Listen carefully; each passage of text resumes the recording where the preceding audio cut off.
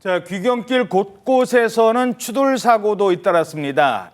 이게 경부고속도로에서 18명 정도, 10명 넘게 다치는 큰 사고가 발생했는데요.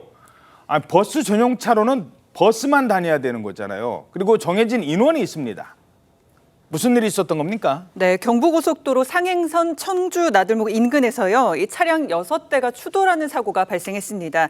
당시 사고 현장의 모습을 좀 보시면요. 앞부분이 완전히 찌그러진 흰색 승합차가 보입니다. 이 도로에 넘어져 있는데 바닥에는 산산조각이 난 파편이 나뒹굴고 있습니다. 이 6중 추돌 사고는 지금 사진으로 보시는 이 하얀 승합차가 SUV를 들이받으면서 발생을 했는데요. 이 들이받친 SUV는 그 충격에 앞으로 튕겨나가서 또 다른 차량과 추돌을 했고요. 하얀 승합차 뒤에 달리던 차량 3대도 연달아 부딪히면서 6중 추돌 사고로 사고가 커졌습니다. 이 사고로 20대와 10대 자매가 중상을 입는 등 18명이 다치는 큰 사고가 발생했습니다. 자, 차 막힐 때 버스 전용차로로 가는 차들 보면 부럽긴 합니다. 그렇다고 해서 자, 경찰이 이 사고를 이렇게 보고 있다고 합니다. 하얀 승합차 때문에 뒤에서 받친 차 때문에 사고가 난 게 아니라 하얀 승합차에 들이받쳤던 이 SUV 차량이 있거든요. 그 차 때문에 난 사고랍니다. 경찰의 설명 들어보시죠. 추돌 피하기 위해서 1차로로 잠깐 꺾었어요. 그래서 1차로에서 달리던 그 카니발이 속도가 있으니까 이제 모하비를 치면서. 그러니까 사고를 피하려다가 사고가 났다는 겁니다. 게다가 SUV니까 뭐 사람들 많이 타니까 고속도로 전용차로 달려도 되겠지?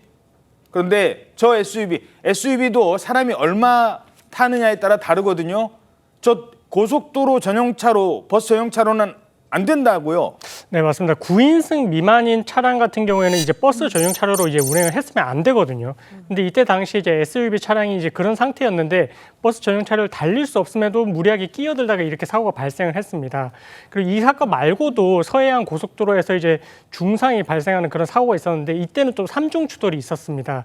그때 당시 지금 영상을 보시면은 지금 당시 이제 승합차의 보닛이 완전히 종이장처럼 찌그러질 정도로 이제 사고가 발생을 했던 걸 볼 수가 있거든요. 예. 이 사고로 인해 가지고 13살 지금 그리고 9살의 이제 남매가 중상을 입기도 했던 그런 사고가 발생을 했습니다. 예. 좀 더 빨리 가려고 얌체 운전하다가 큰 사고가 난 겁니다. 자, 그런데요. 빨리 가려고 또 이런 분들이 있습니다. 내비게이션에서 빠른 길로 막 검색해서 막 지름길로 가는 분들. 그런데 너도 나도 빠른 길로 몰린다면 어떤 일이 벌어질까요? 내비 따라갔다가 꼼짝없이 5시간 가까이 갇힌 차들이 있었대요. 그것도 논 한복판에서 꼼짝없이. 무슨 일이 있었던 겁니까?